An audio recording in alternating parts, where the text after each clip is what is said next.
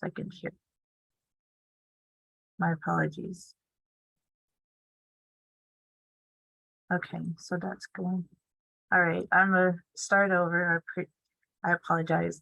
So beneath the contemporary surface of any site in the United States, there are histories of belonging that have been erased, overlooked, contested, and forgotten, all ways to support ideas like manifest destiny, which justified the conquest of native lands. Between 1776 and 1887, the United States seized over 1.5 billion acres from America's indigenous peoples by treaty and executive order. There are currently 574 sovereign tribal nations, variously called tribes, nations, bands, pueblos, and communities and native villages that have formed a nation-to-nation relationship with the U.S. government. There were 334 federally and state-recognized American Indian reservations in 2010. These 574 tribal nations are located across 35 states and within the geographic borders of the United States. Even within the U.S. borders, each tribal nation exercises its own sovereignty. Each of the 574 tribal governments is legally defined as a federally recognized tribal nation. Every community owes its existence and vitality to generations from around the world who have contributed their hopes, their dreams, and energy to making the history that led to this moment in time. Some were brought here against their will. Some were drawn to leave their distant homes in hope of a better life. And some have lived on this land for more generations than can be counted. Truth and acknowledgement are critical to building mutual respect and connection across all barriers of heritage and difference. We begin this effort to acknowledge what has been buried by honoring the truth. Today, we acknowledge the ancestral lands of the Akimel Otham and the Peepush people upon which our AIEA headquarters stands. I also acknowledge the homelands of the Tana Otham and the Waimate, the Pasquayaki people upon which I currently am. We pay respects to their elders past and present.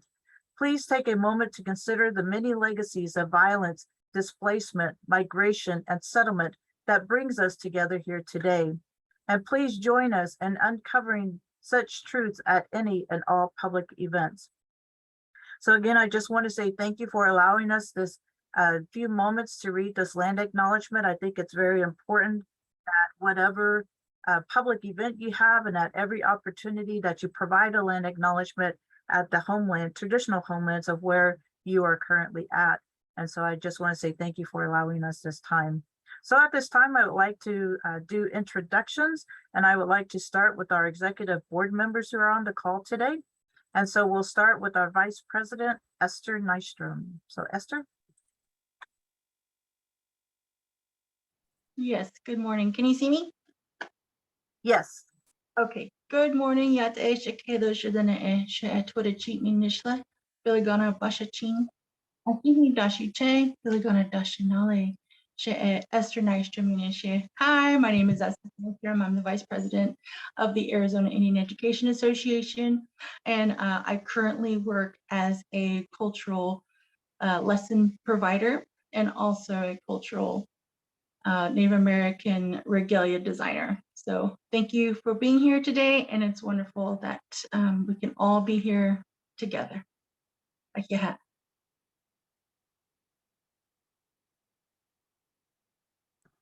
All right, thank you, Esther. And Jerry, if you don't mind, after you do your introduction, I don't see any of the other executives on board, but as soon as you're done, could you just go down the list?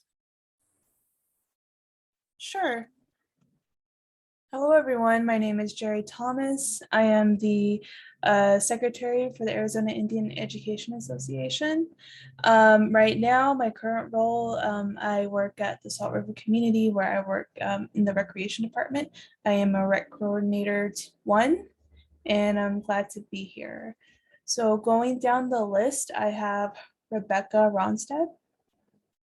Hi, everyone. Can you hear me okay? Yes. Okay, great. Hi, everyone. My name is Rebecca Ronstadt Contreras. I'm the Higher Education Administrator for the Salt River Schools Higher Education Program. Thank you. Thank you, Rebecca. Next up, we have Katie Parker. Hi, everybody. My name is Katie Parker. I'm with the White River Unified School District. We are actually having an in-service right now. So that just ended. So just kind of coming in on the last end. I'm glad to be here. Thank you, Katie. Next, we have Orrin Shepherd.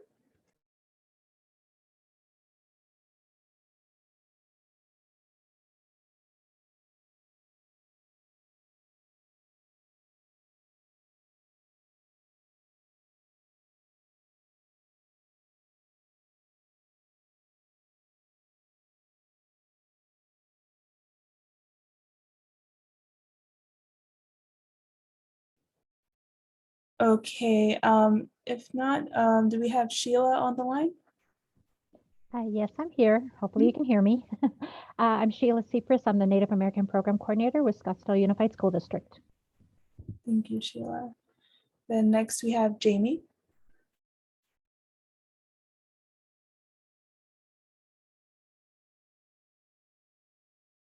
Okay, we have Melody Lopez. Hello, good afternoon from Tucson, Arizona. It's been a minute since I've been able to attend an AIA meeting, and might I say the executive committee is looking fabulous. It is good to be here and see everyone. Hi, welcome, Melody. Let's see, next we have Mona. Hi, everyone. I'm Dr. Mona Berry. I am from Maricopa Unified School District. I am new to my role as the Native American coordinator. That's not my main title. I am the pre-K 5 curriculum director. I'm still learning a lot about this role, and I'm glad to be here. Thank you. Thank you, Mona. And then next we have Trudy. Hi, I'm Trudy with Girl Scouts Arizona Cactus Pine Council. I haven't been to a AIEA meeting in a long time as well, so happy to be here. Hi, Trudy, thank you. And then lastly, we have Orrin Shepherd. Yat ish Gados in the name Shay Orange Shepherd in Shea. Can you on in Shlay? Kapahamba Shin, but I need a Shay adult Sanjikin and Dashanale. I put ego then in the Shlay. Good morning, it looks like. Good morning, everyone. My name is Orange Shepherd. I am here representing the Maricopa Community Colleges under the American Indian Outreach. And yeah, this is probably my third time I've been in this meeting. So I'm still trying to catch along with you guys, but I'm glad to be here. Thank you, Orrin.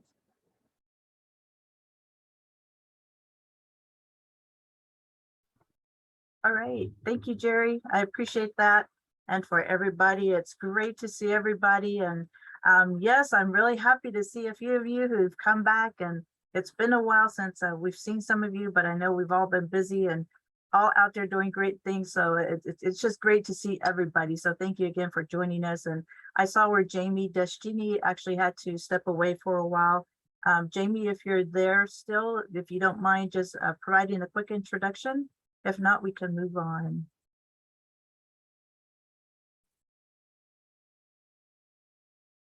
Okay, I don't think she's back yet. So we'll move on in the agenda. And so as you see, we just have a quick overview of what the agenda will be for today. We do have quite a bit on the agenda, so that's why I want to dive right into it.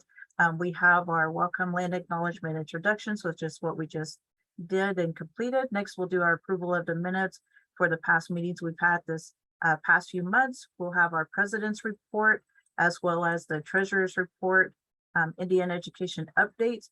Excuse me, I do want to make note that our co-secretary Lennon Yazi won't be here until after 11:30.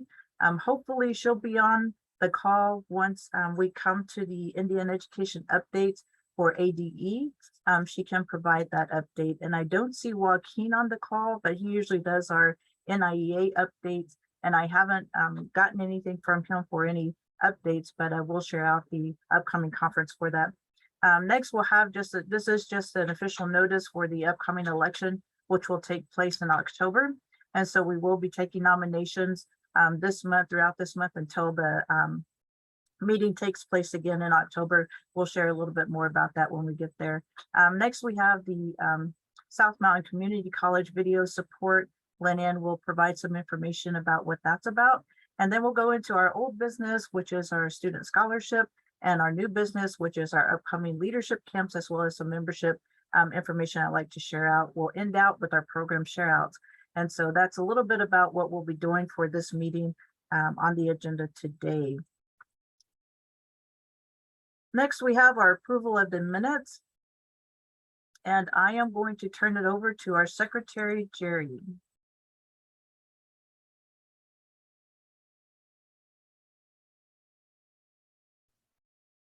Okay, I'm just gonna pull up the February minutes. So Kim, I wasn't there for the last meeting, but I'm guessing because there was no quorum, we did not approve the February minutes. So I'll just pull them up.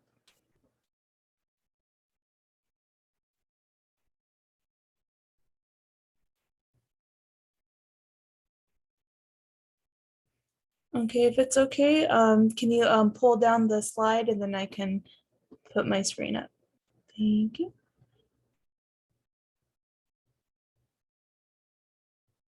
Okay, so we'll just take a couple of minutes to review anything. If you have any questions, please let me know, and I can add any noted corrections.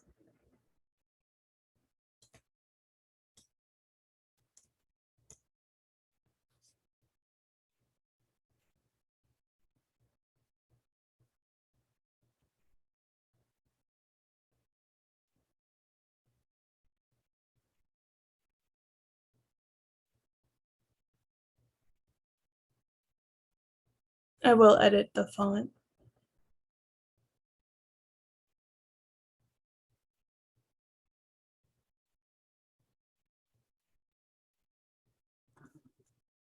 I did put a copy of the meeting minutes in the chat box for those who may want to review at a later time also, or share along. Yes, these minutes are good to pull up, as we do have links on them if you have any inquiries about any of the programs that are listed on here or any events.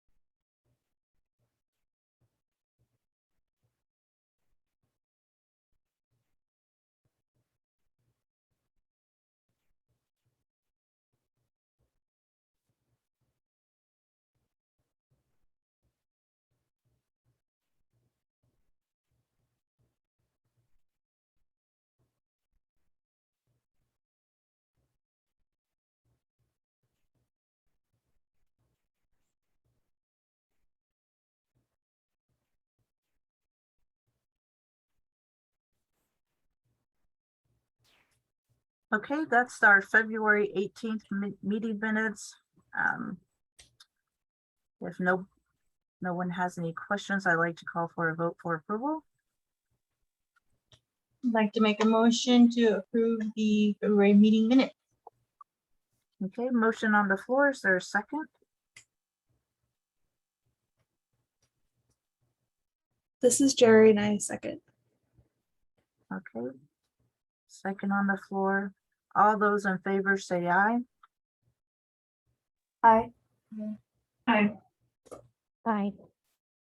All those opposed, like sign. All those who abstain, like sign. Motion passed. Thank you so much. Next on the agenda, we do have our April 15th meeting minutes. I will drop those in the chat box. And then I'm pulling them up right now.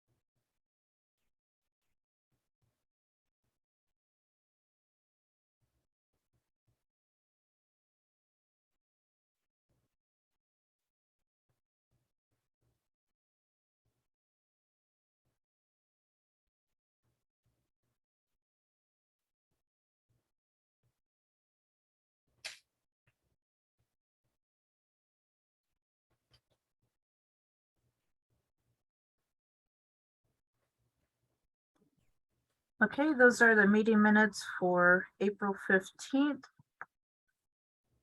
there's no discussion, I'd like to call for a vote.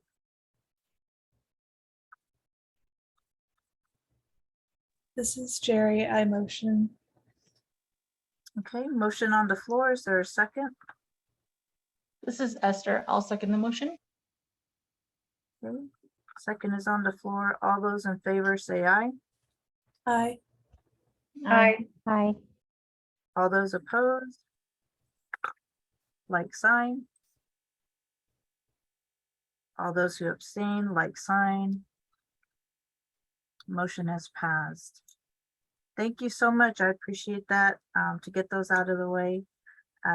Just as a quick update for that, and for our May meeting, we did not have a meeting in May. And in June, we didn't have a quorum. Of course, we don't meet in July. And the same thing for August, we didn't have a quorum. We had a lot of people on the call for our August meeting, but not enough members to hold an official meeting. And so we just had an informational meeting for that. All our meetings are uploaded on our YouTube page, AIEA YouTube page. We'll share that out here in a few minutes. So I encourage you, for if you've missed any of the meetings, you can always catch up by reviewing our recordings that are on their YouTube page. And so with that, we'll go into our next Pull this back up for you guys. Excuse me.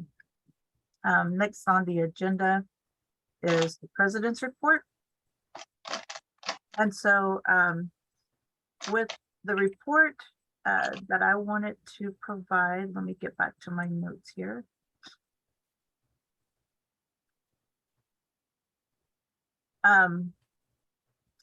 If you're keeping up with the news with what's going on in Indian country, that has somewhat of an effect on all of us, because you know the saying, when one of us hurts, we all hurt. And so with the recent tragedy that took place at the in Canada with the James Cree Nation community, it was a horrific tragedy that took place for the small community that's there. So if you don't mind, I'd just like to take a few seconds to give a moment of silence for those victims and their families of that recent tragedy in the James Smith Cree Nation. So if you'll just bear with me just a few seconds, let's give a moment of silence for them.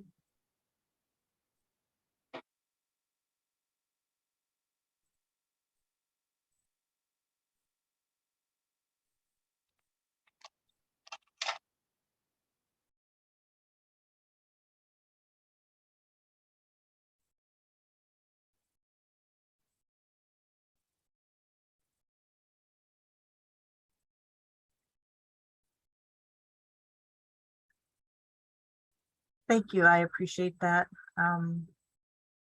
It's a hard thing to encounter and to happen with our northern relatives. And so we send all of our prayers up north and for comfort and healing for that community.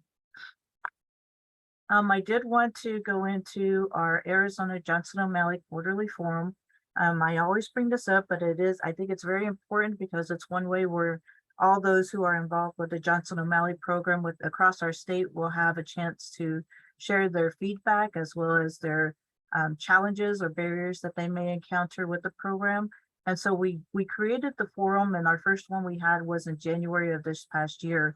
It is a quarterly forum that we're having, excuse me, every quarter for our Johnson O'Malley programs. It's hosted by our National Johnson O'Malley Association Region 1 representative, which I'm humbled and honored to serve in that capacity.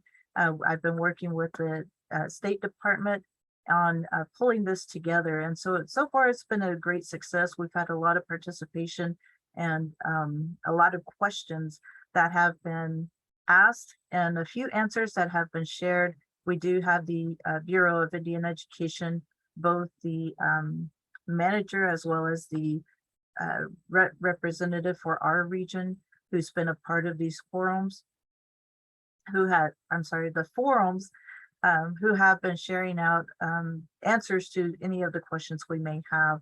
Of course, there's still some questions that are unanswered, but we're hoping we'll get answers soon. I do want to mention that they will be attending the upcoming Johnson O'Malley conference, which we'll get to in a few short minutes. The forum is hosted by, as I mentioned, by our Region 1 representative. Our next meeting will be held on October 27th.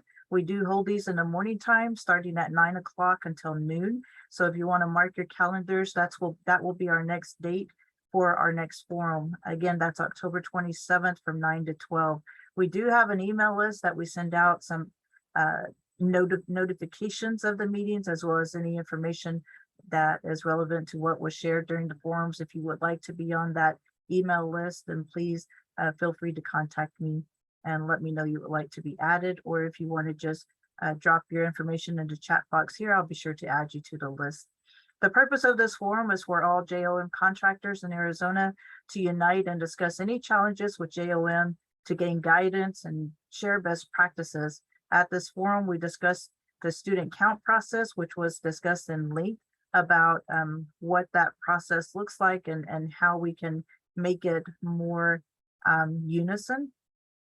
We also talked about training needs. There's always a need for the training there within our programs for all of us. We also shared ideas for more effective management of the Johnson O'Malley program. Collectively, we'll be able to document these needs with the National Johnson O'Malley Association, as well as the Bureau of Indian Education. This forum will also provide an opportunity to collaborate in creating a unified, consistent support structure for Arizona Indigenous students. Again, this forum was held quarterly. Although it's geared toward JOM contractors, all stakeholders in Indian education are welcome to attend. We also invite your parent committee members. Please share the date with your parent committee members so that they may be able to attend. We do share some information that is pertinent to the committee as well. And let me know if you have any topic areas you'd like to address. I'd be more than happy to share out and get those topics addressed at these quarterly forums. Again, the next meeting will take place October 27th. We have it every quarter on the fourth Thursday. So if you want to just mark your calendars, that's going to be in the future schedule that we're going to have. This is actually the last meeting for this year that we're going to be holding. The next one will be held in January 26th. And we'll start up with our new year starting next year in January. Next, I just wanted to congratulate the Pasquayaki tribe. I don't know if you've heard in the news just yet. Let me drop this link of the news article in the chat here. The University of Arizona opened its first tribal micro campus to serve the Pasquayaki tribe. The micro campus's initial curriculum will include the Indigenous Governance Program, courses jointly offered by the James E. Rogers College of Law and Native Nations Institute, which plans to expand in the future. Courses will begin this fall. Excuse me. A new University of Arizona microcampus will serve the Pasquayaki tribe in Tucson, giving tribal members what leaders call a home court advantage to complete college degrees and certificates and access university technology, research, and tutoring services.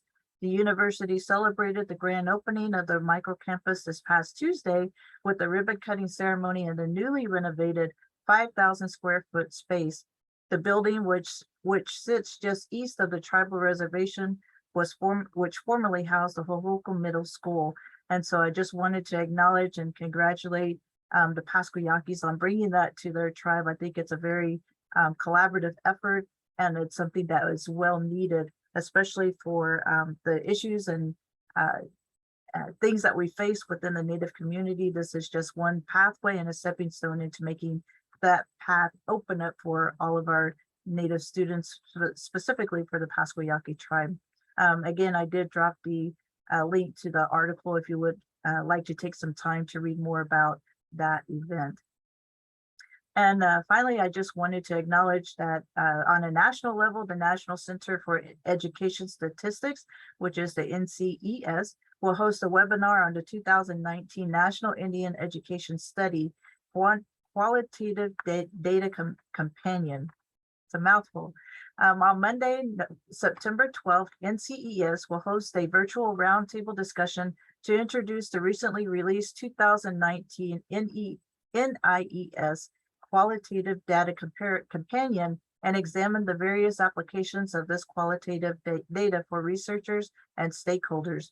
This virtual discussion will include an introduction of the 2019 NIES Qualitative Data Companion, which was released this year in April, along with a discussion from panelists on the qualitative data and the various applications for researchers and stakeholders. The 49-minute panelist discussion will be followed by 10 minutes of question and answers. The 2019 NIES Qualitative Data Companion is available on the NIES homepage, and that is located. I'll drop this in the chat as well as the link if you would like to sign up for that. I just dropped it in the chat.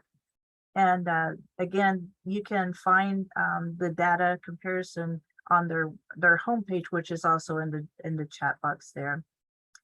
So I would encourage you to please visit and follow us for more information for upcoming AIEA current events and activity updates. Let me drop our information here in the chat also. This is our email, our website, our Facebook, and our YouTube. Again, all of our recorded meetings are uploaded on our YouTube channel. And I encourage you to browse the channel if you haven't had a chance yet. We do upload all of our virtual events to the channel so that you'll be able to view those also. That includes our scholarship series, our education series. That includes our cultural webinar series that we had in the winter this year with some cultural leaders that provided some stories about what they can talk about in the winter time. And so I encourage you to keep up with us also on social media. On our Facebook page, we do try and keep that updated with current issues pertaining to the Native community as well as Indian education. Our website, it has been updated. That does house our calendar. Let me drop that in the chat here so that you can have print this off and keep it close to you so that you can, yep, that's it. This is our calendar for this coming year for the dates. Again, we do hold our AIEA meetings monthly, unless otherwise noted, with the exception of July, which is designated solely for our membership drive. And so I'll talk a little bit more about that later on in the agenda as we get close to that item. But all the information is up on our currently up on our website. We have our scholarship information. We'll soon have our youth camp information that will be up on our website, as well as our calendar. Our membership application is always on the site there also. And so I encourage you to just browse our links and get to know us if you haven't had a chance to just yet. So in conclusion, AIEA continues to create safe spaces for our membership to be heard. We will also continue work with allies and partners to make meaningful and measurable change within our organization and society as a whole, in keeping with our mission to provide research and resources to Arizona schools for American Indian students to achieve academic excellence through culturally responsive education. So I want to say again, thank you for your time, for those who attended the meeting this morning, and for allowing me to give my report. And with that, I will end there. Are there any questions?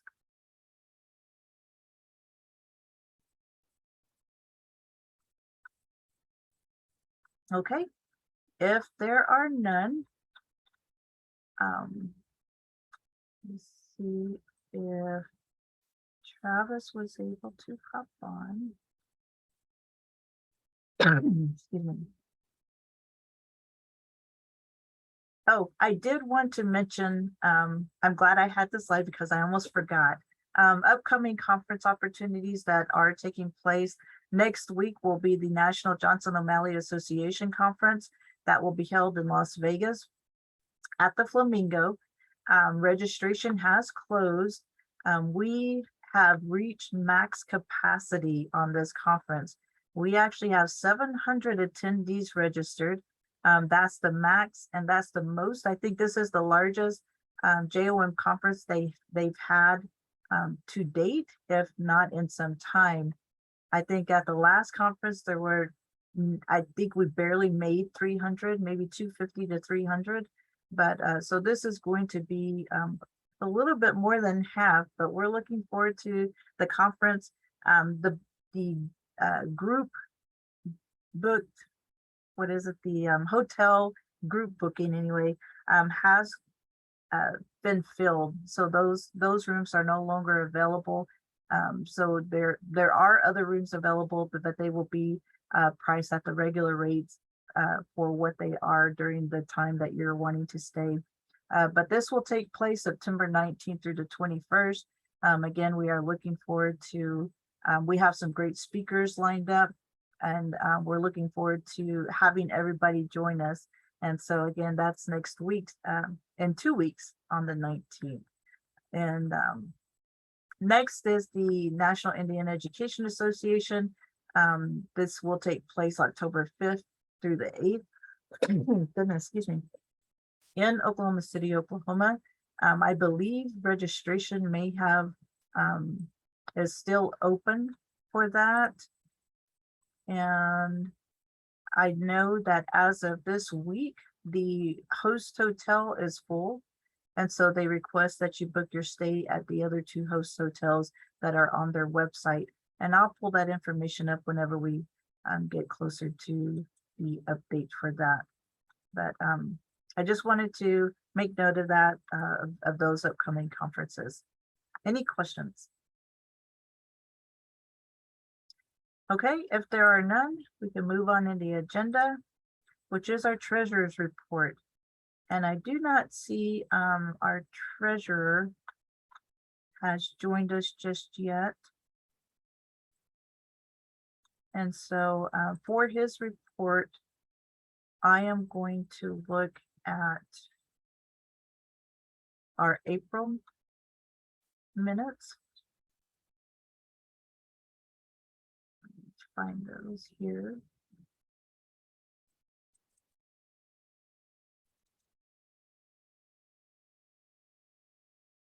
And just as a recap, excuse me, Travis usually provides just a little bit of background for the reason why we have ITCA as our fiscal manager. So just to give a little bit of background about our finances for AIEA, a while back, a group of parents came together and how the monies were allocated. The parents at the time needed a forum to come together to talk about the education issues. In the 1980s, they started a formal organization with support from the Office of Indian Education. And in 2003, the Arizona Indian Education Association became an official organization. And in 2015, there was a discussion to dissolve the AIEA, but educators decided that there is still a need. Since that time, we have collaborated with the Intertribal Council of Arizona and have requested that they assist us in getting our finances until we're back on our feet and up and running as a solid organization again, that we asked them to become our fiscal agent.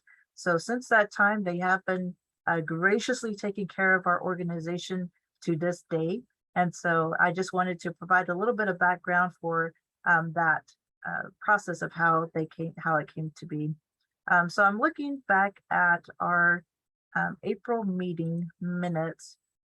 And so we do have 3 accounts. 2 are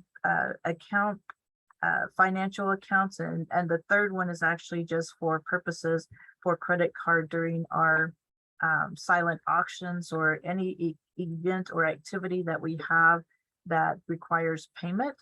And so the first account with our ITCA, according to our April minutes, total expenses was $47,488.75. Our total revenue was $18,595.37, and with a variance of $28,893.38. There were no charges at that time. For our Desert Financial account, we do have our checking account and our savings account. So with our checking account, we had $2,763.81. And our savings account, we had $35,618.27. Again, there were no charges at the time. We do have the third account is our Venmo account. Again, this is just for purposes when we hold our any of our events that require credit card payments. That's one way that we can accept those payments.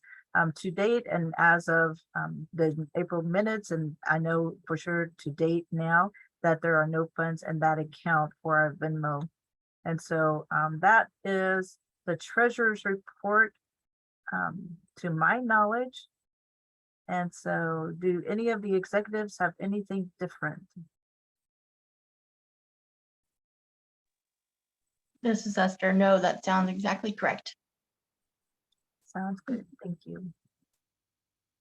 All right. So with that, are there any questions?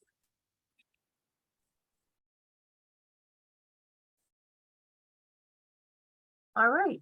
If there are none, then we will go on to our next item on the agenda, which is our Indian education updates. And I do see that our co-secretary has joined us.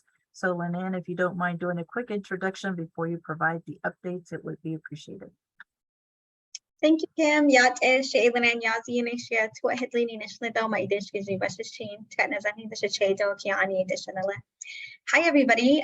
Thank you so much for joining us today and taking the time to be with us and hear some updates, and hopefully the information that's being shared is helpful to you and the work that that we are all doing to support our Native students and educators across the state. So I am currently the Deputy Associate Superintendent for the Office of Indian Education at the Arizona Department of Education. I also serve as the co-secretary for AIEA. And just wanted to give a few updates from our office. We do have, I know I've announced this in several platforms, but I don't know if I've announced it here, that the state actually, for the first time ever, the state actually funded the Office of Indian Education, and we did receive a one-time allocation of $5 million. And it is non-lapsing, which means there's no deadline to spend it. However, we are looking at we are currently working on a budget.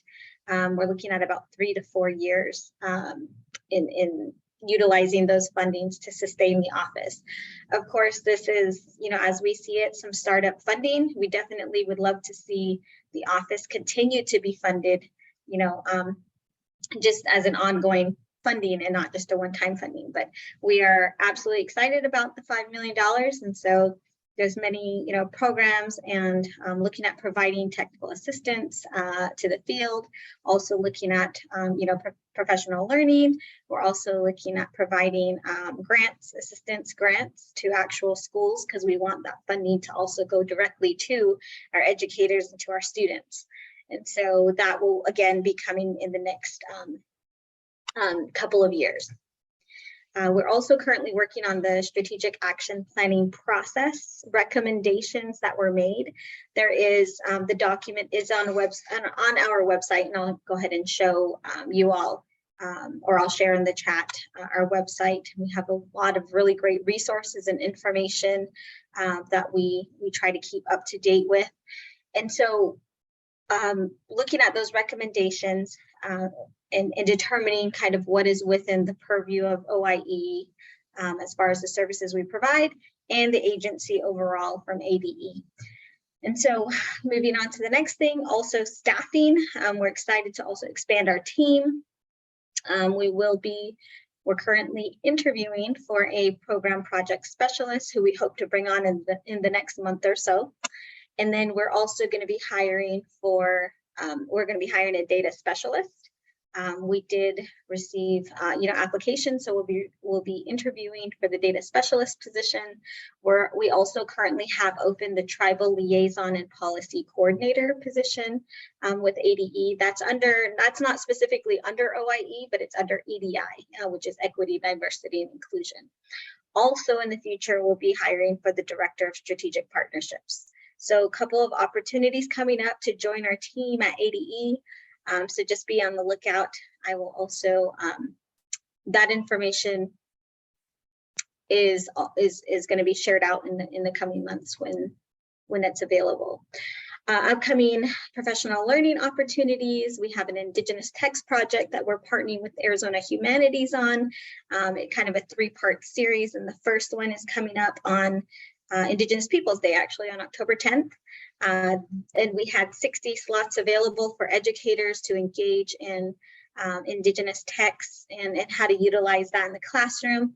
I'm happy to say that we have filled all 60 of those slots as of now, and we do even have a waiting list. And so we're actually bringing teachers to ASU Labriola Center, where they're going to receive some free textbooks. They're going to it's a symposium and learn how to basically incorporate Indigenous texts into the classroom at all levels.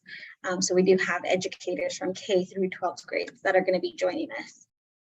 The second part of that Indigenous text project is going to be, we still have availability for anybody to join this, and it's going to be our authors panel. We have an amazing lineup of authors, and I'm just going to share that.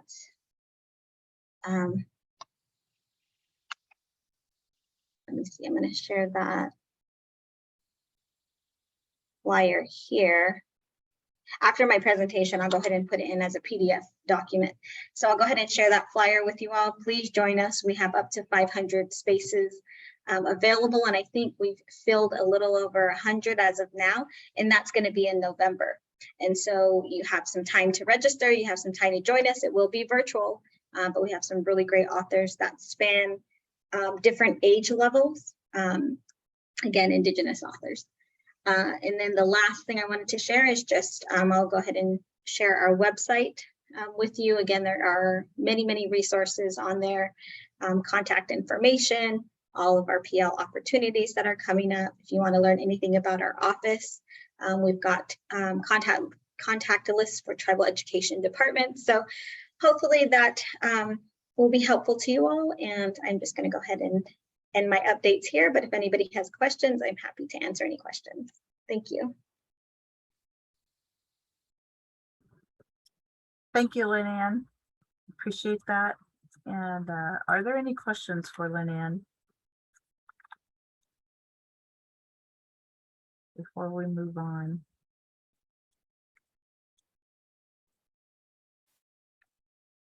Okay.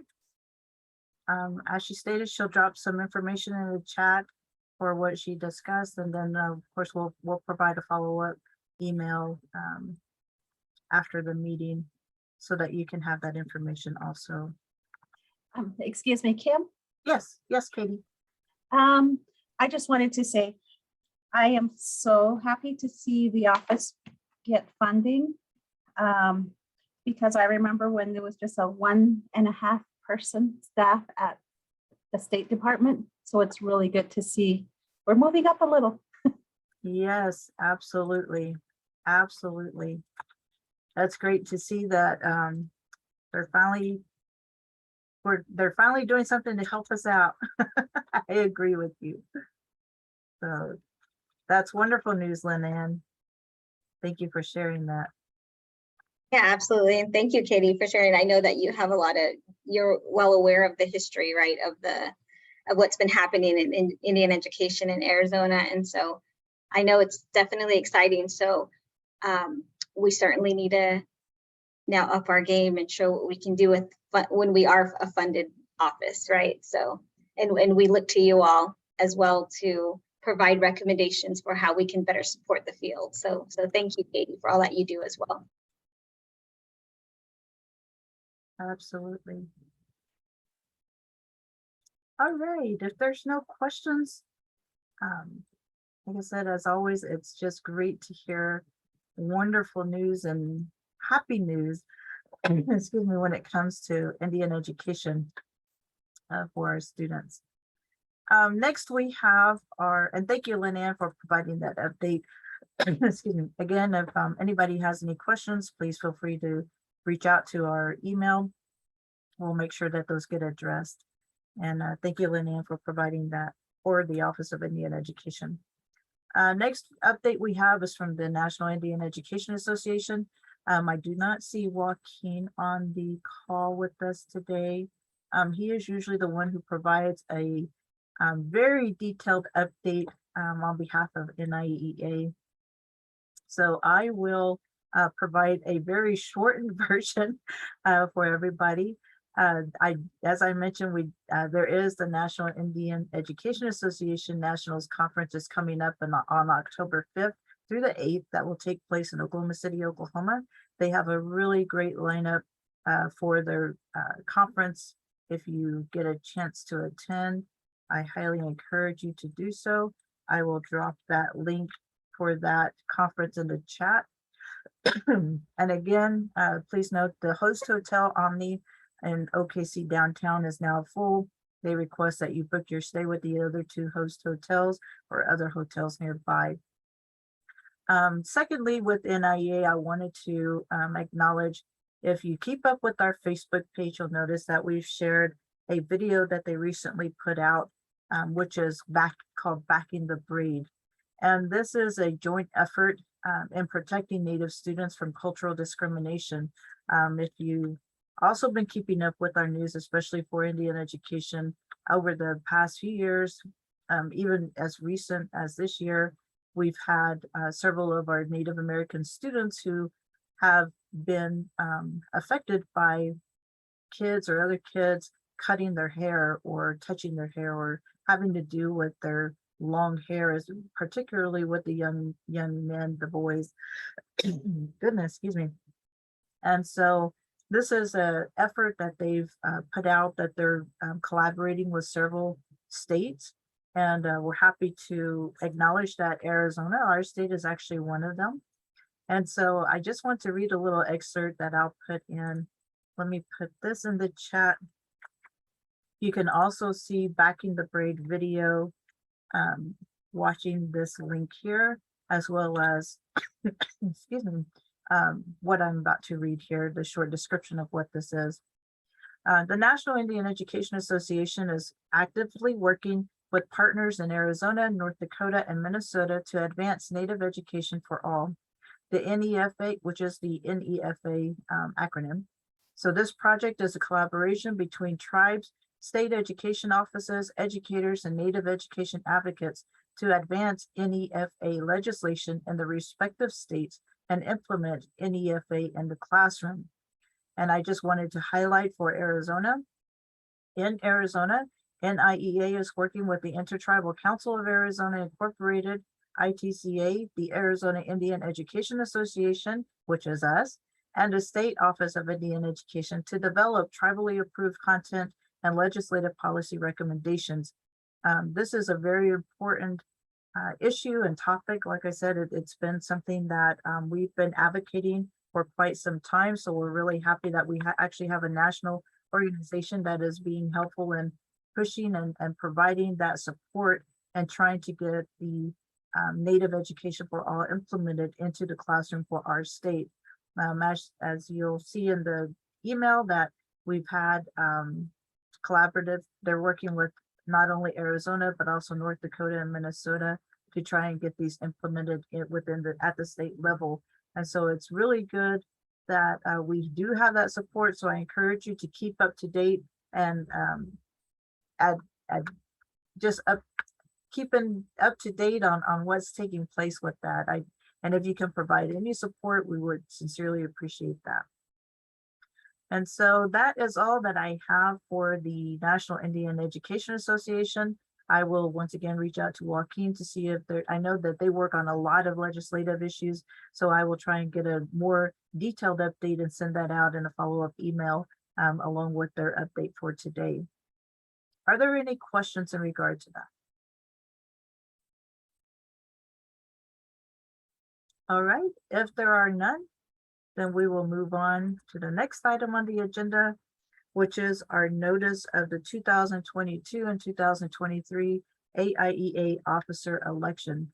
So every year we do have an annual election of, goodness, excuse me, of our officers.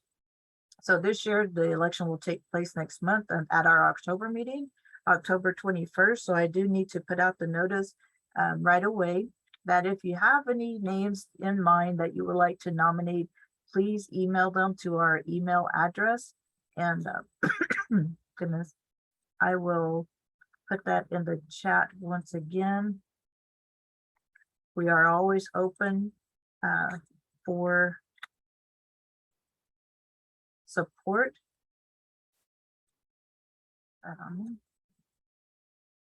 And so nominees do need to be a current member of AIEA, as well as attend our meetings.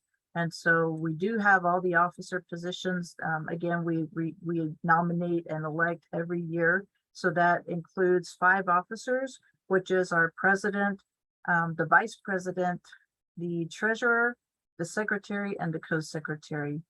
And so those are just a few, or those are the excuse me, positions that are currently up for re-election or election. And so again, if you have any names or nominees that you would like to see in that capacity, please feel free to share. We do need nominations to be taken from the floor. And so I am going to open it up to anybody who would like to share out any nominees that you would like to see added on the ballot for next month. But first, I am going to actually call on Lynn-Ann to share some information. So Lynn-Ann, if you don't mind. Yes, thank you, Kimberly. I just wanted to let everybody know that I know we're doing elections, but I will have to and am having to resign my position as a co-secretary just due to the nuances of my new position. I am not able to hold an executive, board member position in an organization such as AIEA. So I am officially resigning my position and obviously will not then be seeking re-election. But I really appreciate the time that I've had, serving this organization as a board member. There's a lot that happens behind the scenes. I know there's a lot of extra meetings that we sit in and just decisions and requests that are given and questions that are asked. And so I appreciate my fellow board members and I wish you all luck. And I really encourage you all members to to give it a shot to nominate yourself. You can self-nominate, of course, or if you know of anybody that is interested or you think would do really well serving on this board, I really encourage you all to just give it a shot. If anything, it's also a resume builder. But again, there's a lot of great work that's happening. So I really do hope that there'll be several nominations for the various positions. But again, I thank you all.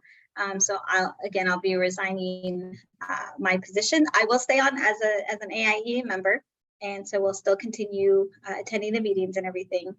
But thanks again, everybody, and thank you, Kimberly.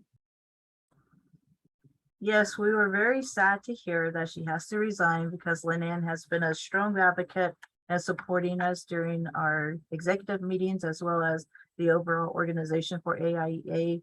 And if you haven't noticed, she is the one who sends out all of our notices at announcements, event notifications of every kind. So Lynn, we sincerely appreciate the service that you provided for our organization. We look forward to keeping you on board as an individual member and always appreciate your input and suggestions in future endeavors. So, and best of wishes to your current position.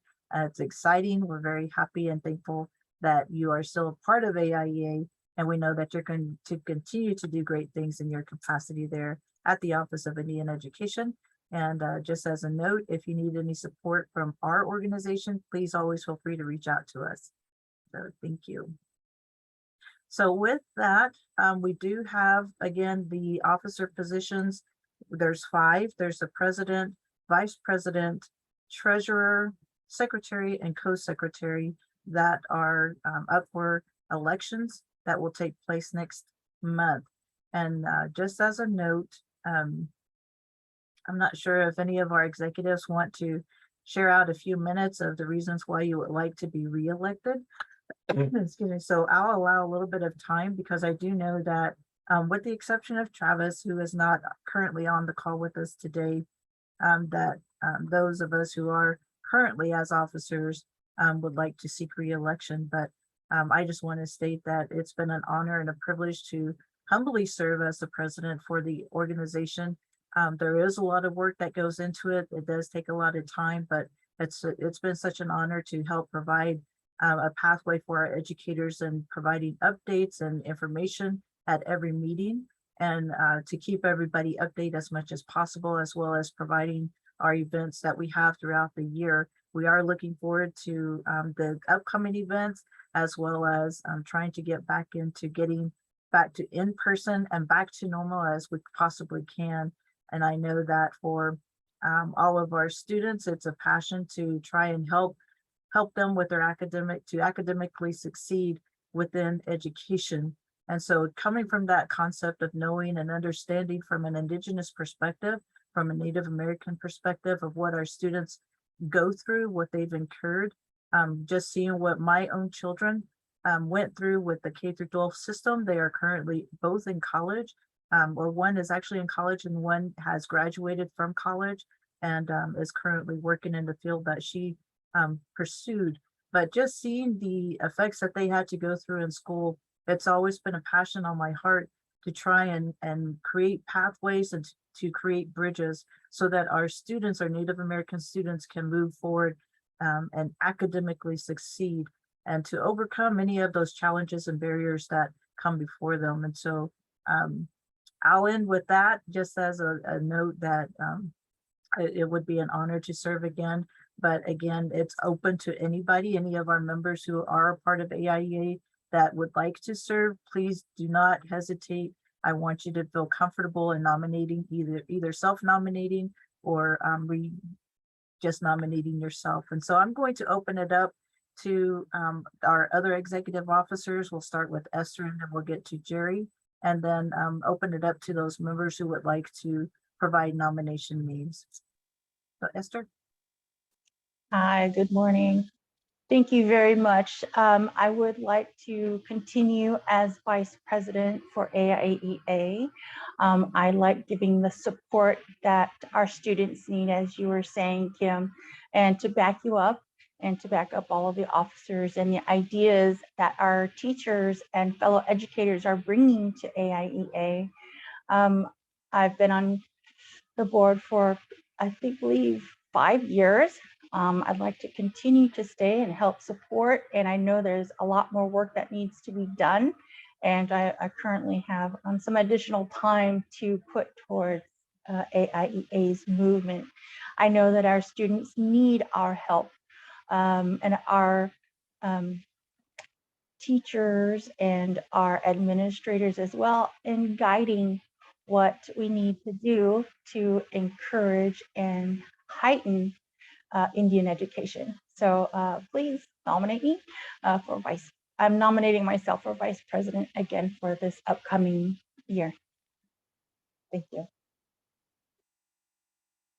And those who have to leave for one or another reasons, thank you for coming on today. We truly appreciate you taking the time to be here.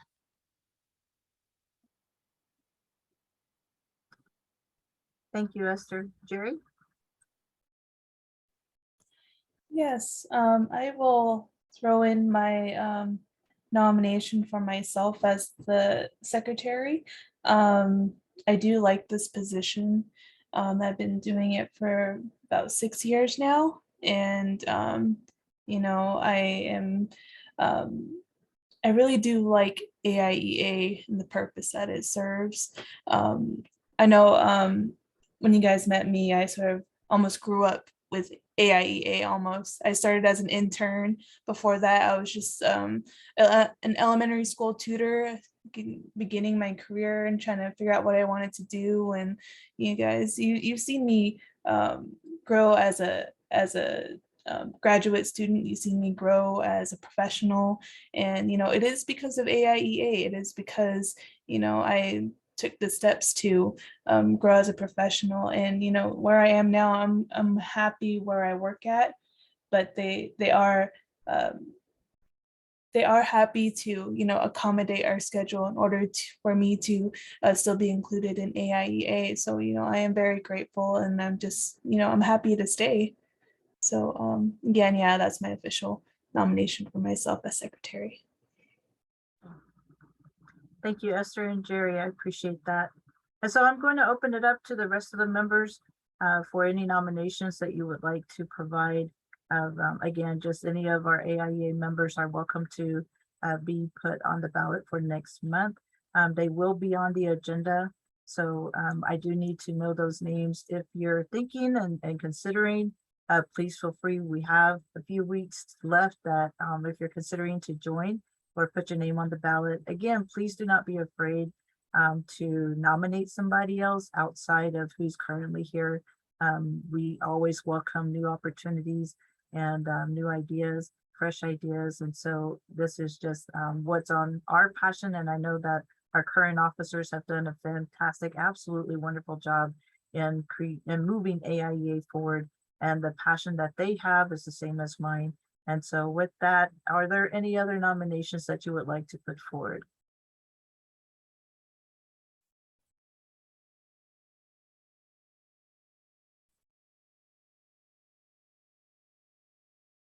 Katie, I don't know if you have anybody in mind, or if you're good with what we have here. I know that you've been a part of AIEA for a long time. So I'm going to allow you some time to share out any of your thoughts.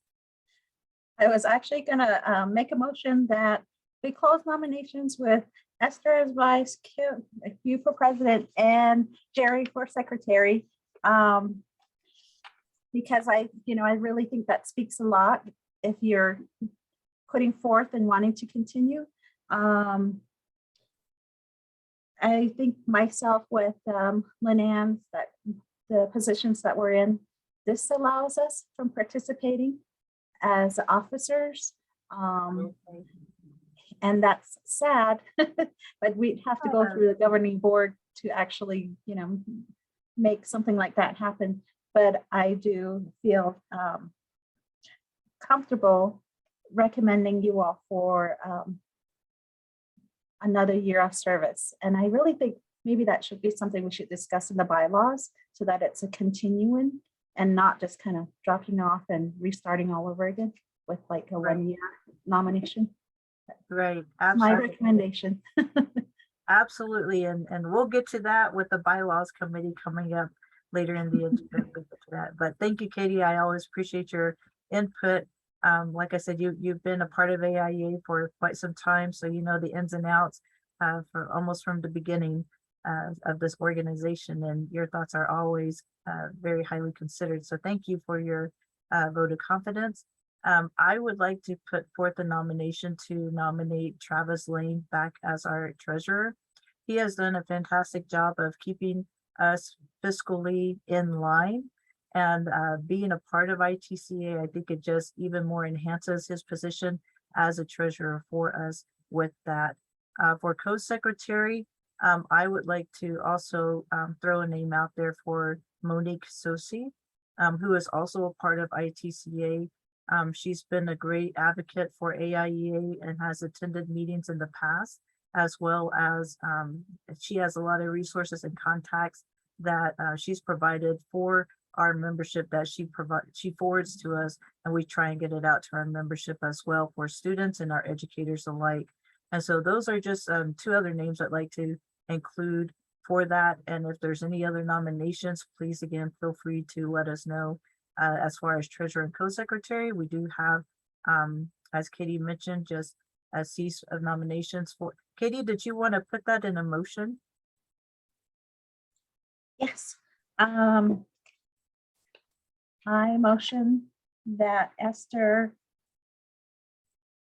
I don't know how to say your last name, Nystrom, be Yeah. nominated for vice president, and Kim for president, Jerry for secretary, to close the nominations. Okay, there is a nomination on the floor to close nominations for president, vice president, and secretary. Is there a second? I second that. This is Lynn. Okay, Lynn Ann has seconded that. All those in favor, please say aye. Aye. Aye. Aye. All those opposed, like sign. All those who abstain, like sign. All right, motion has carried. Kitty, I appreciate that. And thank you, AIEA membership. It would be an honor for us to serve another year, and we will keep the treasurer and co-secretary open and allow those nominees who have been put forward to share their sentiments, as well as any other nominations that come in before our October meeting. So with that, we will move on to the next item because I do want to try and get through the agenda today. So we actually have a South Mountain Community College video support. And so I am going to turn it over to Lynn Ann to help provide some information about what that is. Lynn Ann?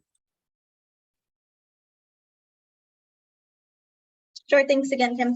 I received a request from Gerard Begay, who works at South Mountain Community College and works to support, our Native students who attend that community college. And he is going in front of a committee next week to present about the American Indian Student Support Center renovation. I know the prior president of the college was planning to approve that, but didn't take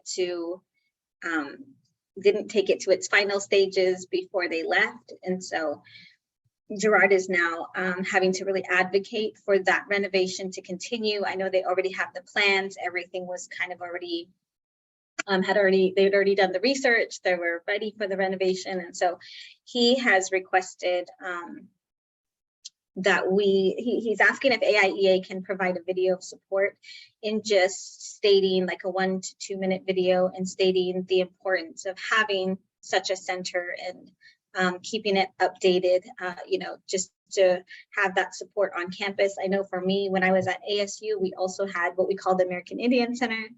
And we would go there to just connect with other Native students. We'd go there for support resources.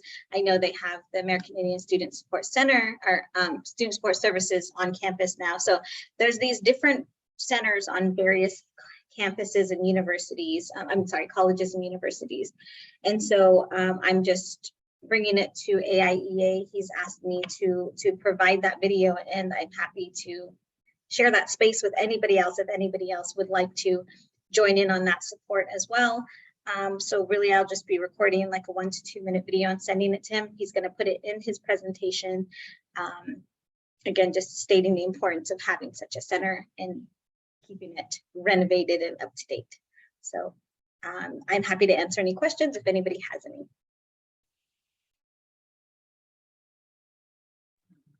Thank you, Lynn. Are there any questions for Lynn?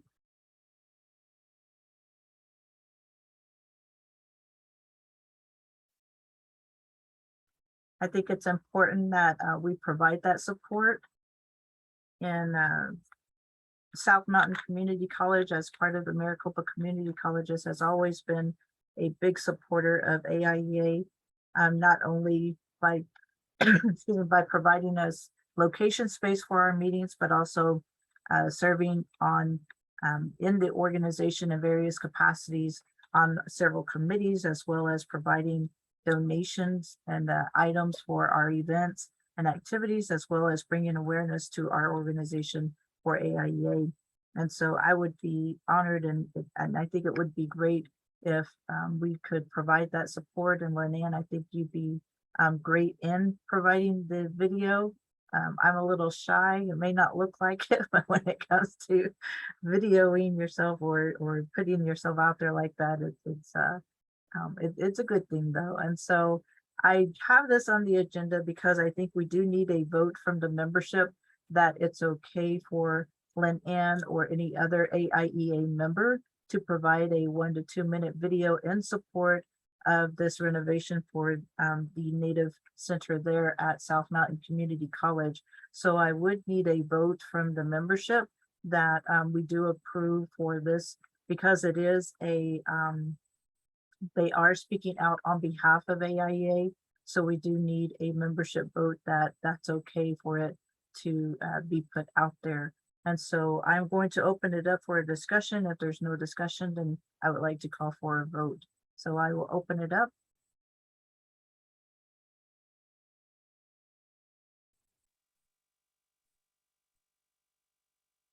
Any thoughts from anybody?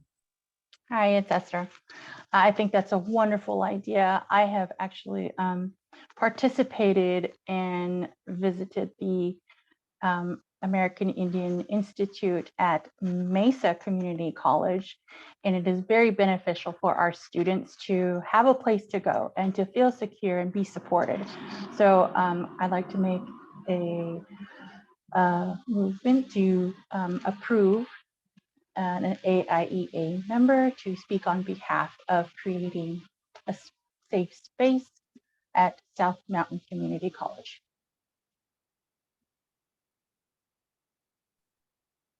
Thank you, Esther. There is a motion on the floor. Is there a second? This is Katie. I'll second. Okay, there is a second on the floor by Katie. Is there any discussion? Is this like a presentation would be something to expand on to kind of recruit and present to other community colleges?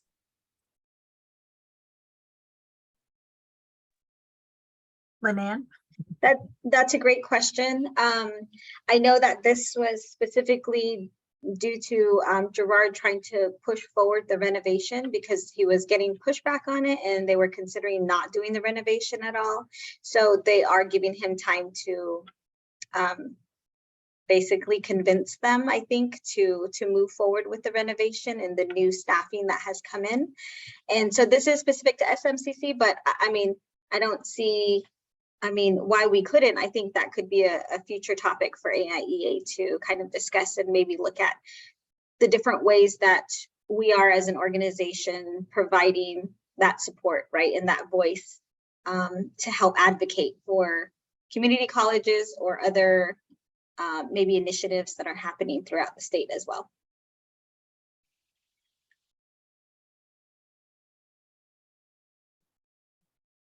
Sounds good.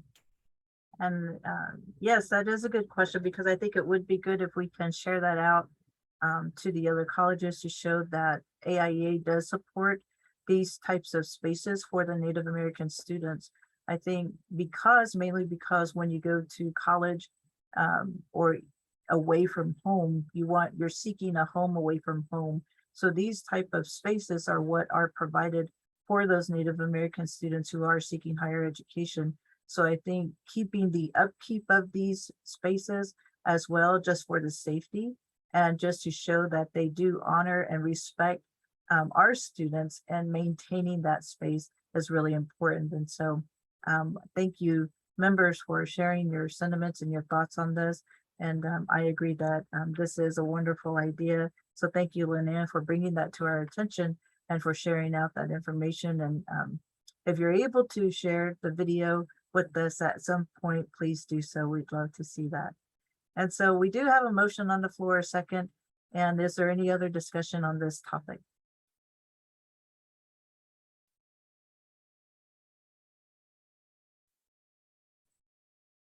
Okay, if there are none, then all those in favor say aye.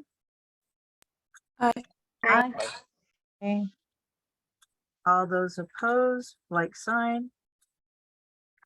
All those abstain, like sign. Motion has passed. Thank you, membership. I sincerely appreciate that. And Lynanne, we look forward to the video. So thank you. Thank you. Next on the items of, next on our agenda, we have our old business. And in our old business, we only have one item, which is our 2022-2023 AIEA Student Scholarship. And so I am going to turn it over to our Vice Chair, Ms. Esther. Thank you, Kim.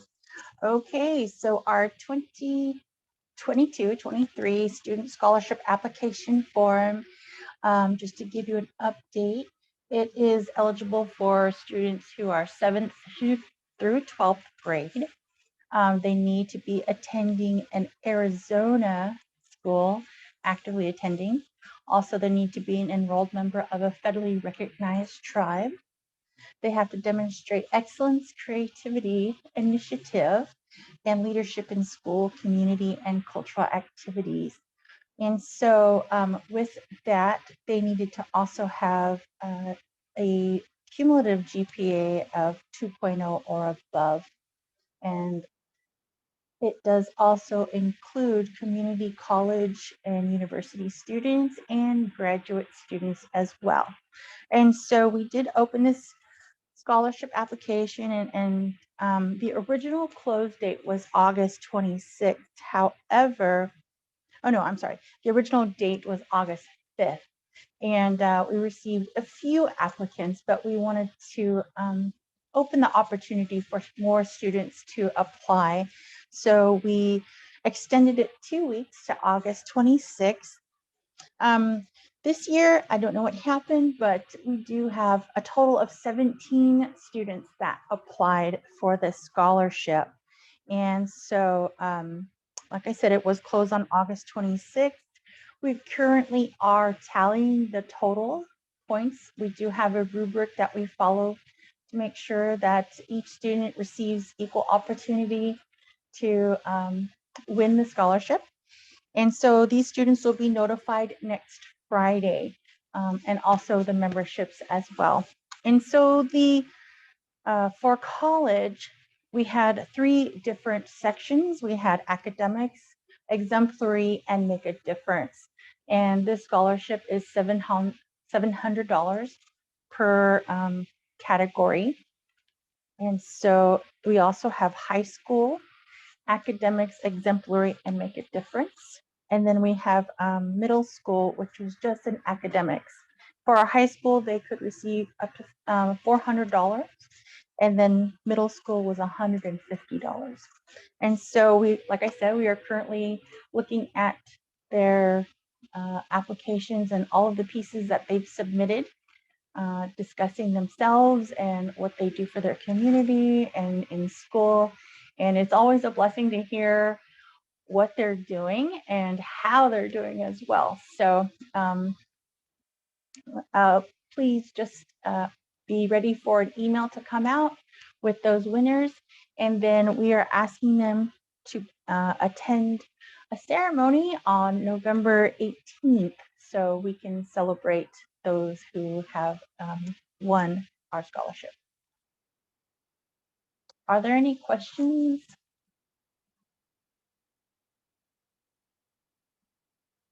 And yes, we've had emails come through asking questions like, what should I talk about? Can the date be extended? And so we did honor that. We also had several videos that Jerry prepared in helping students to fill out those different portions of the application. And then we also had kind of like a checklist and a little cheat sheet just to give additional support for our students.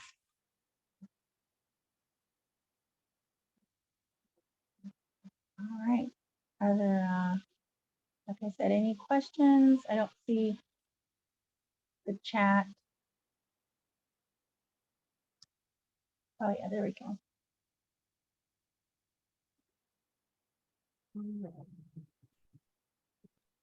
All right, thank you, Esther, for that update. We were really excited that to see the applications come in, and we're hopeful that we would get more coming in for other categories, but as Esther mentioned, we would like to see more of those applications to come in for next year, but we're looking forward to that, and we're excited to present these scholarships to these outstanding students that did take time to apply and actually get everything in on time. And so we will send out a notification of recipients whenever we, an official notice by next Friday. So be on the lookout for that. If you are not receiving our AIEA updates, I ask you to please make sure that your email is added to our email listserv. We do provide those updates and any announcements like that out to our membership. So if you haven't been receiving them, please drop your email in the chat box. We'll make sure to add you to our email list. So thank you, Esther, again, for sharing the update on our student scholarship for this year. And we're looking forward to next year as well as always.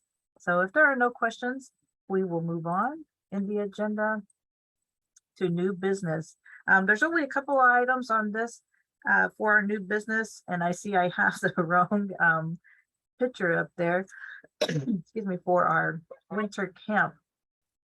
Just as a really quick update, we were not able to hold our summer camp this past year due to, one, for safety because of all the wildfires that broke out in the areas we were looking at, as well as not just confirming those locations in a timely manner, as well as not just everybody had gone through some transitions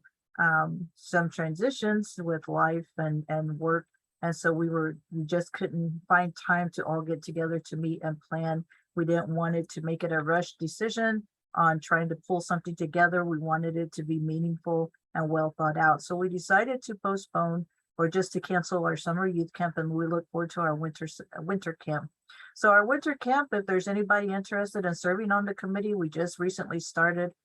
We will start meeting bi-weekly starting next week. September 14th will be our first official meeting to reconvene for our winter camp planning. So if you're interested in serving on that committee, please let us know. We will make sure that notification and meeting updates get sent out to you.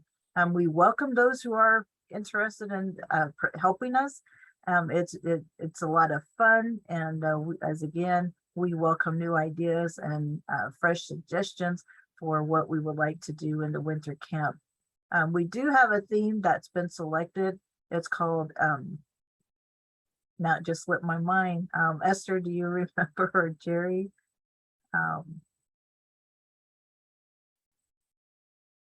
Braiding the Elements of Life, I think is what it's called for our theme. Excuse me. And we're going to be looking at the 4 main elements, which is the air, water, fire, and the land. And we are going to be having an in-person camp for the winter camp.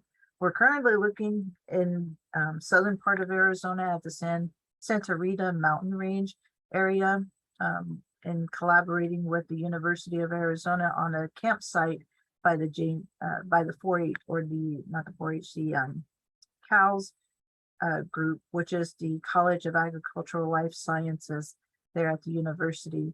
But we'll share out more information once that becomes available.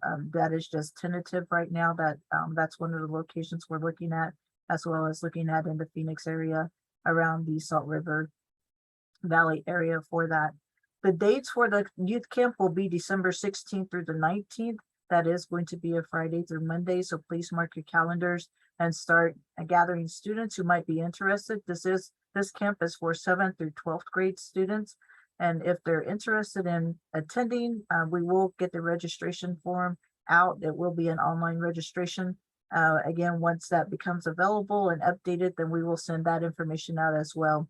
I will send out an updated flyer, save the date flyer, so that at least you can save the date on your calendars and in case you forget after this meeting. But we are looking forward to having our winter camp and the new ideas that we have for what we would like to do, trying to come back to normal and by meeting in person. So we're really excited to see our students in person and to work with them for those few days that we have.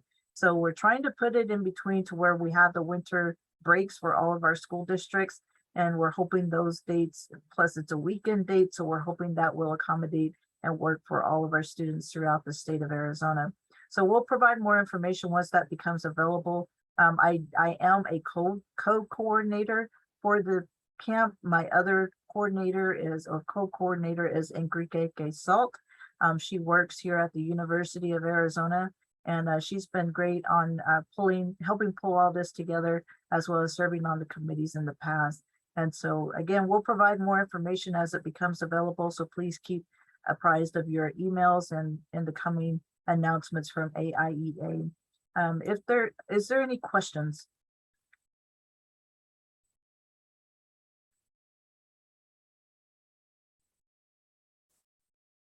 All right, if there are none, we will move on to the next item, which is our membership. Goodness, excuse me. We have, what I just wanted to put out there is that our membership application, our current application, is online. If you go to our website address, the application is a fillable form. So we're trying to make it easy. And the application is fillable, where you can complete it online and submit it by email, or you can print it off and mail it in with a check if that's how you would like to submit your membership dues. But we do request that you send that in as soon as possible.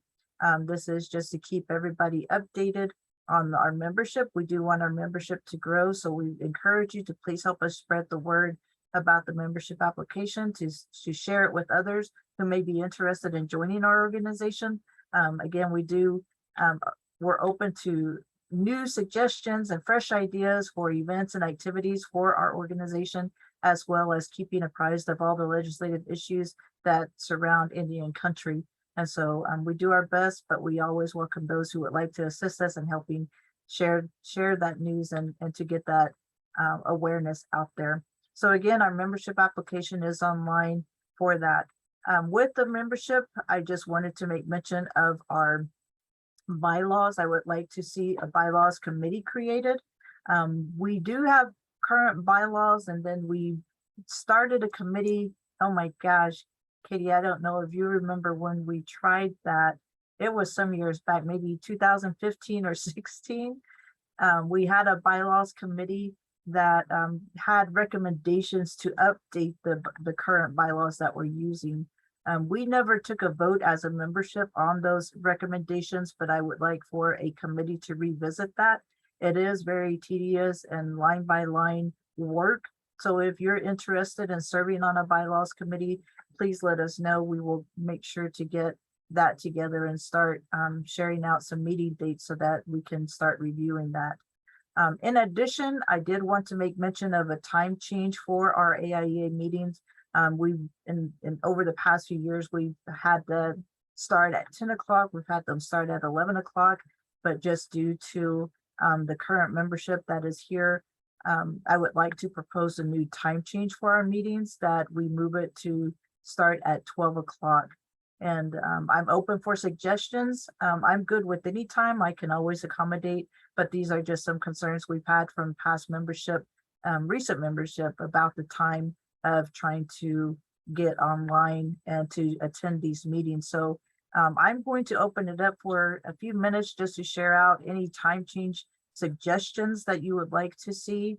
What time works better for you, please share that out, and we will consider possibly changing our meeting times, or if 11 o'clock works for everybody. So I'm just going to open it up for some suggestions.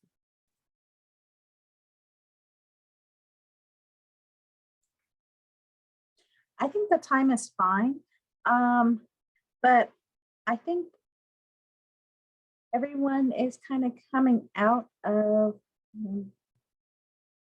the COVID, the virtual distance learning, and I was just wondering, will we be moving towards having in-person meetings soon? Or, just the thought of coming out towards that, because I'm kind of in our revision process. And if that is a possibility, I would like to budget that in and bring some of our staff members. Yes, definitely.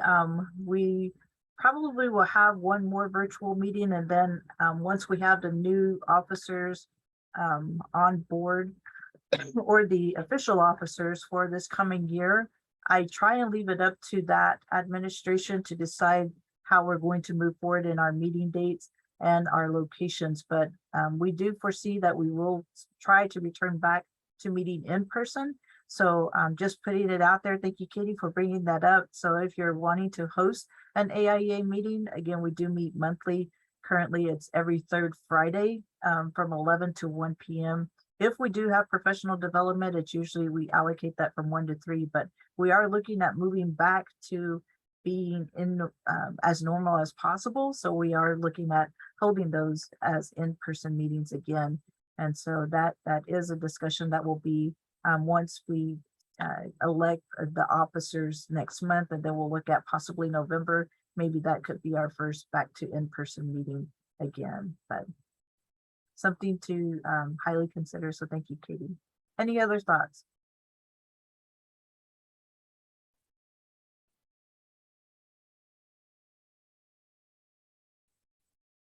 All right. Well, I just wanted to put it out there, and so currently we'll leave it as it is right now. I think it works for my schedule also. And like I said, I can always accommodate and adjust my schedule. And I just want to make it easier for all of our AIEA members to participate. I know this, some of them can come on for an hour, then they have to leave, or, I don't want to get too much into their lunchtime hour also, but I appreciate those of you who do come to attend our meetings and stay with us throughout the meetings. You are sincerely appreciated. And so with that, if there's no other questions, or is there questions on our membership as far as bylaws committee or time change? We will send out an announcement for a call for committee members once we get that together for a bylaws committee, which will probably come either in November after the election meeting. All right, so with that, we will move on to the next item. We are almost done, I promise, which is our program share out. And so I am going to open it up to those of you who would like to share the fantastic things and the work and events that you are currently doing with our membership. So feel free to unmute yourself and to share out any updates you would like to share about your program.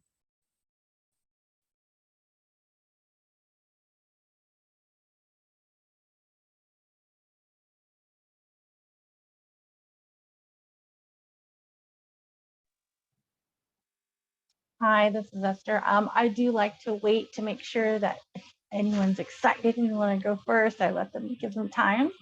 And I always like to share what I'm doing. So my transition from the program specialist from Mesa Public Schools ended in May.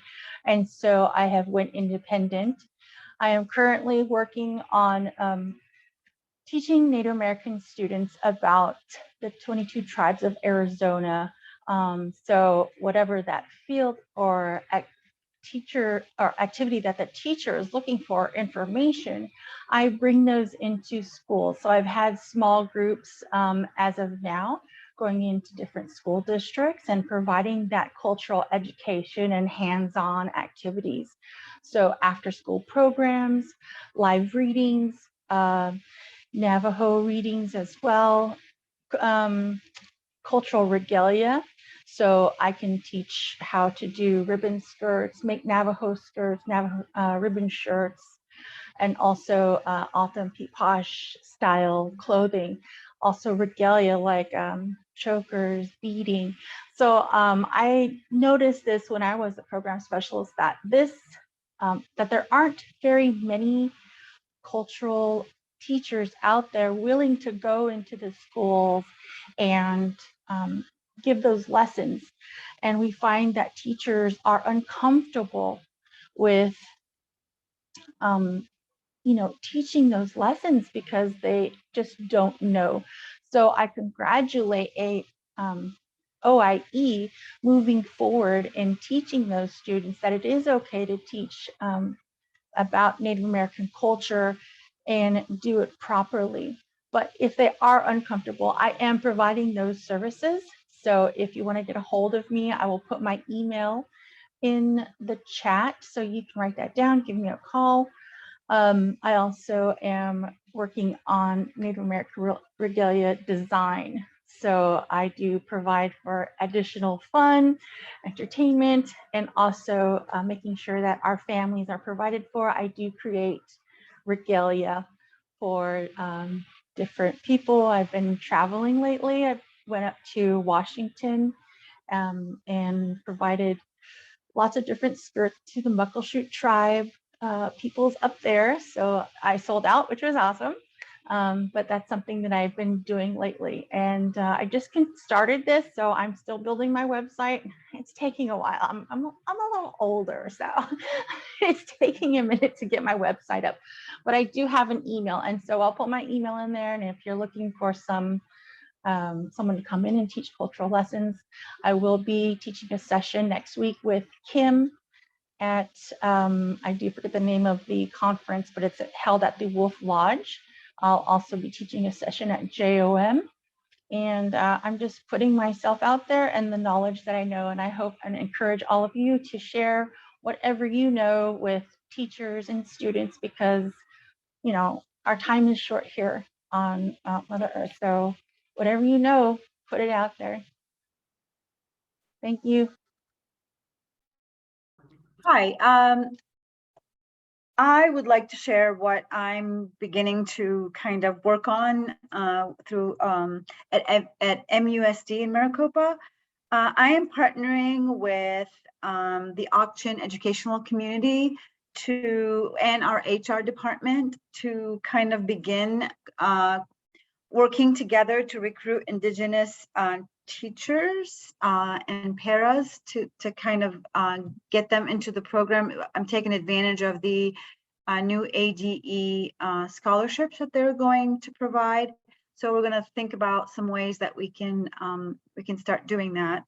And one of the things that we're trying to do differently in schools in terms of supporting students, instead of taking them out of the classroom, we're trying to do a push-in model where the interventionist is going in and actually working with our Indigenous Native American students in the classroom and not pulling them out as much as possible.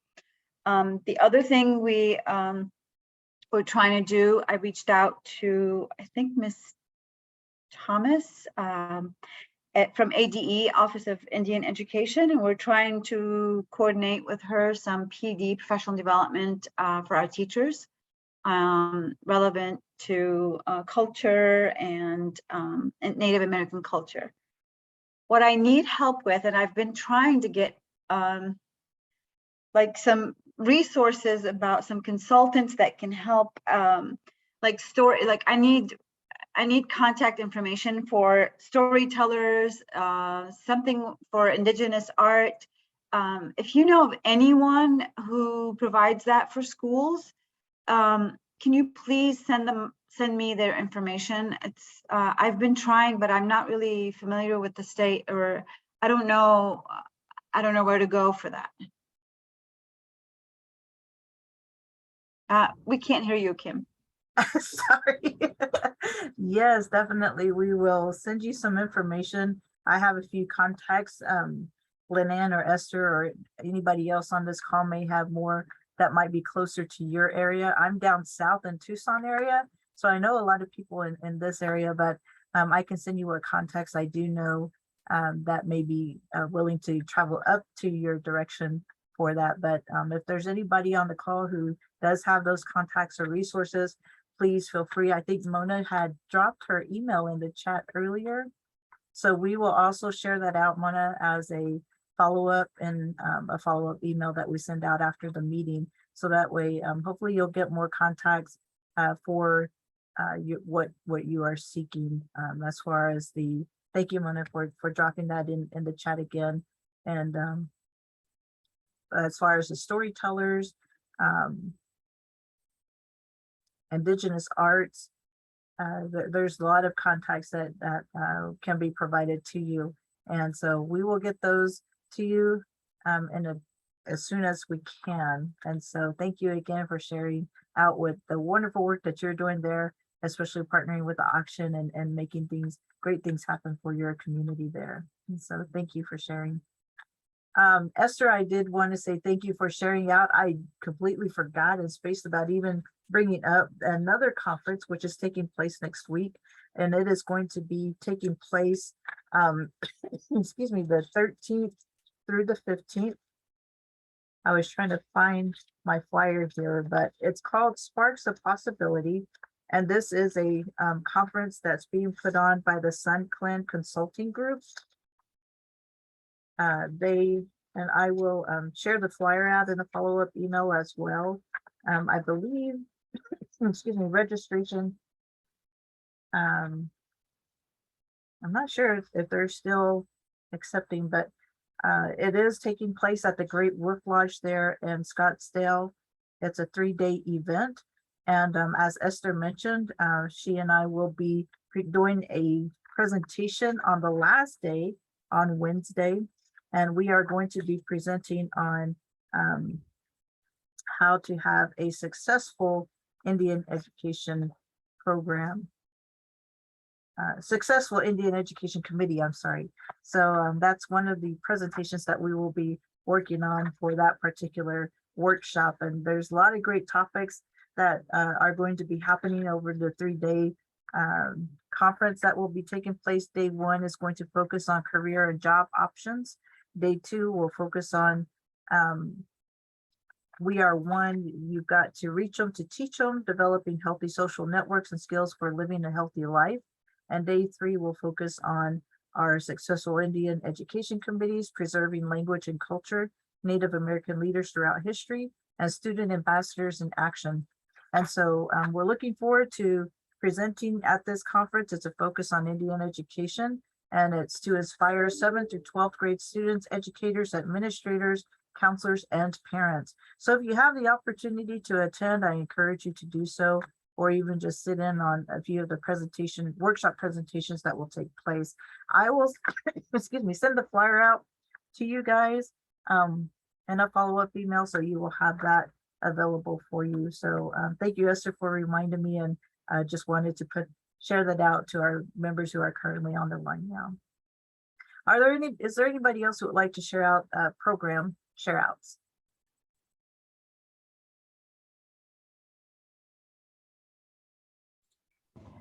Well, I'll go ahead and put in a few things, what we're doing here in Scottsdale. I am very happy that we replaced a position over at Arcadia High School. The previous person, she retired. And so it's been a scramble to try to find somebody because, as you know, all districts across the state of Arizona, we're running into teacher shortages, staff shortages, nutrition, everything. So we were so fortunate. Well, actually, I kind of stole her from one of our high schools, but she's a Native herself, and that was the priority I wanted to have, with another Native person on staff to work with our kids. So she just started Tuesday. So currently right now, due to staffing, I have her Tuesday, Thursdays, and then she still helps out at the other high school to man the phones and so forth of what they need there. So I'm very fortunate to have somebody that came in and do. She has been phenomenal. We've worked with her through the summer. I hired her to help in the high school summer school program, mentoring our kids, and just watching her with the kids, I knew she was a perfect fit for this job. And she impressed the principal, who is also new to that high school. And when she left out, the principal immediately told me, I like her, I want her. I think she'll be great with our kids. So I knew right then and there I had to do what I had to do to get her on board. But she's already jumped in. Unfortunately, she's not going to be able to make the conference next week, but might have my other staff person from the other high school. We're both going. I'm taking along one of our students from Arcadia, who I thought would be great to join this conference because she also did a session at Unity. Her older sister did a conference at a session for ACEs last year. So I thought she would be great to be the person to come to start getting involved with organizations like this. We're also pushing, starting up, thank God that everything's trying to get back normal, after school programs for our schools. Esther, I am going to be contacting you about coming in and helping with some of our little after school. I'm trying to get more Native cultural things into those school sites with other collaborative programs, so that way all kids can learn about all of us. So so we've got that going on. So we're pretty excited. I mean, we're starting out slow, but it's getting there. We just had our Native American Club officers elected. So I went to that the other day, and the kids they were already excited planning their fundraisers. So it was great to see that happening. Some of the boys are interested in, ironically, now they're interested in Tony Hillerman's books because of the fact of the dark winds, which, generally boys don't like to read. So this is a big thing for us. We've got GCU coming in, NAU. They're trying to plan the NAU trip. We just got the invite out on those. I don't know if you guys got that through the email, that they're doing an Indigenous Visitation Day. So we're already planning. The two girls are already jumping on board to get that taken care of. So we've got some exciting things going on, planning to going to the powwows here. The kids are ecstatic about that. So I think it's just the thought of getting out there. I think that's what their main focus is. So I mean, we're slow, but we're getting there.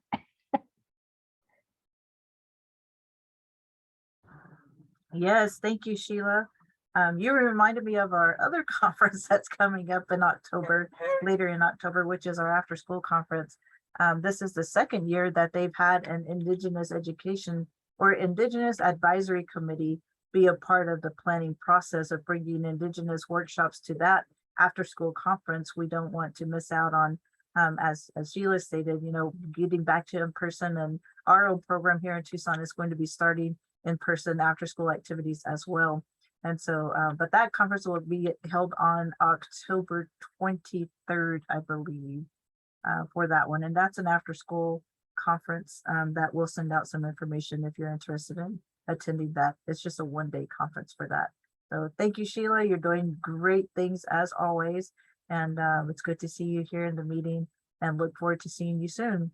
And so is there anybody else that has anything they would like to share out about the wonderful work that you're doing? This is Katie.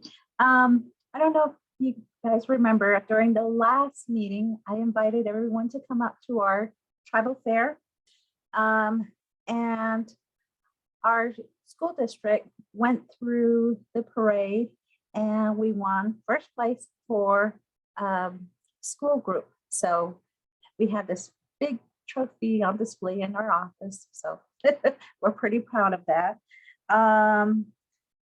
And as part of our federal programs, we have our calendars that we put out every year with our district, and we handed those out along the parade route. And it was like gone with, you know, like maybe not even halfway of the parade, we were already gone, you know, quarter in already. So I think everyone was just excited to be back because we had no activities for the 2 years. And it was really good to see people out enjoying all of the festivities. And that's pretty much it for our program, but we are very proud that we got a trophy. Well, congratulations, Katie, to you and the students there.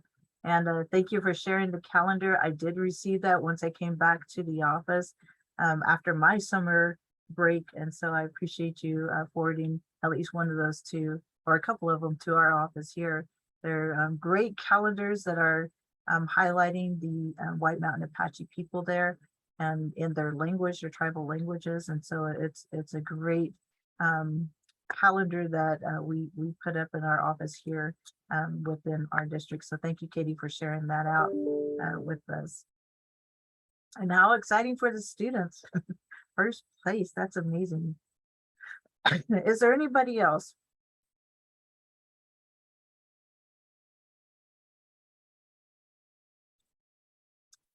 All right, if there is none, I do see that we do have our two presenters for our professional development online with us. I do want to mention that we do have and it is on the agenda, our professional development, which will be held this afternoon following our general meeting. So I highly encourage you, if you're able to stay on, to please stay on board with us so that we can hear this presentation that is being provided by the Arizona State University. This is a presentation called Biomimicry, Nature's Talents Among Us. And we do have, as I mentioned, our presenters with us. And so I'm just going to allow them a short time to introduce themselves first, and then we'll close out our official general meeting and we'll get right into our professional development. But Anna and Jessica, thank you for joining us. If you don't mind just introducing yourself and sharing out why you're here. Great. Hi, my name is Ana Tanguma Gallegos. I'm from the Center for Broadening Participation in STEM, and I'm here to share with all of you the importance of biomimicry and nanotechnology in our in nature, and what the students and faculty and teachers can use, and everyone among us. So that's a little bit of me, and Jessica, I'll pass it to her. Hi, everyone. Can you hear me okay? Good. My name is Jessica Hauer, and I'm an educator here working in education and outreach at ASU alongside Anna and her team. And I'm here to support the presentation and in particular to help demonstrate some of the ways we can bring nanotechnology to the classroom or an after-school club or an outreach event remotely. So thank you for having us, and we look forward to our presentation. Awesome. Thank you, ladies. I am excited. I'm excited to see the presentation and to learn. When I hear the word nanotechnology, that like blows my mind because I just think really smart people out there. Excuse me, but I'm looking forward to the presentation, and we do have some of our AIU members on the call with us as well. So we're looking forward to that. With that, I have nothing else to share out as far as our general meeting. And so I would like to call for a vote to adjourn. But first, our next meeting, as you'll see, will be held on October 21st. This will may be possibly our last virtual meeting, but we'll have a further discussion about that next month. And so again, it's October 21st. Please mark your calendars. We look forward to seeing you at 11 o'clock at that time. So with that, I would like to call for a motion to adjourn. I'd like to make a motion to adjourn the meeting at 1:03 p.m. This is Katie. I second. All right, so the motion on the floor, there is a second. All those in favor, have a good afternoon. Aye. I say aye. Thank you. Have a Thank you, good afternoon, everybody. everybody. All right. So Anna and Jessica, if you'll give me just a few minutes, I am going to actually stop this recording.